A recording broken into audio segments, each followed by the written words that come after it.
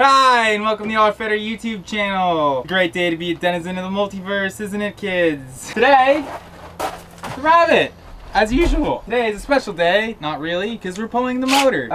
As per last video, it is time to tear some things down and rebuild them, and that is most easily done without this hunk of lard being in this hunk of lard. Pulling the engine and transmission together. In order to do that, gotta take all the shit off it first, and then hook it up to the crane, and then get it out. That's the step by step. So we're on step one here, which is take all the shit off.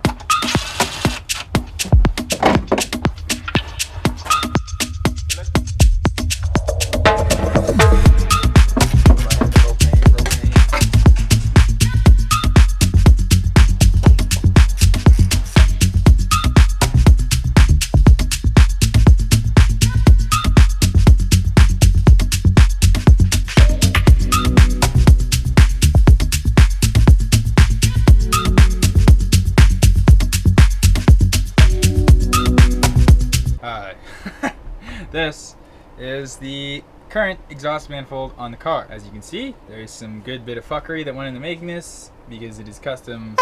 I made it myself. But also you can see this is a pretty stubby manifold. You look inside, which the camera probably won't show, but it's pretty rough in there because I made it a while ago, and this is actually the stock 1.6 TD manifold. As far as manifolds go, this one is pretty abrupt and probably overall flows like garbage. So we got a new manifold in the works for this build generation, but the interesting predicament always with swapping manifolds is how much room you have. So right now I was just fit checking the turbo, which normally sits in here like so, and you say, ah, look, it fits beautifully. No, the damn manifold I bought, which I knew, has a T3 flange, and this turbo has a T25. What that means is they will not bolt up off the cuff. So some kind of other fuckery is needed.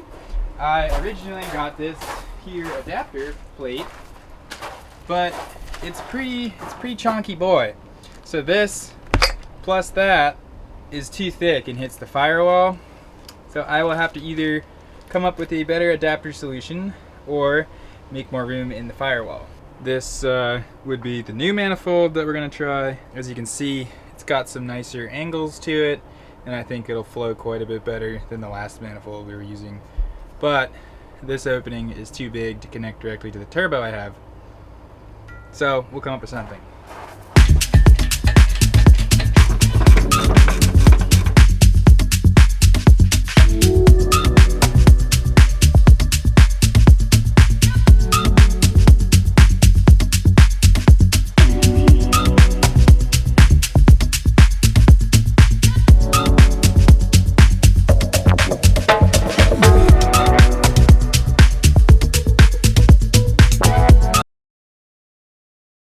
Check this out, right here.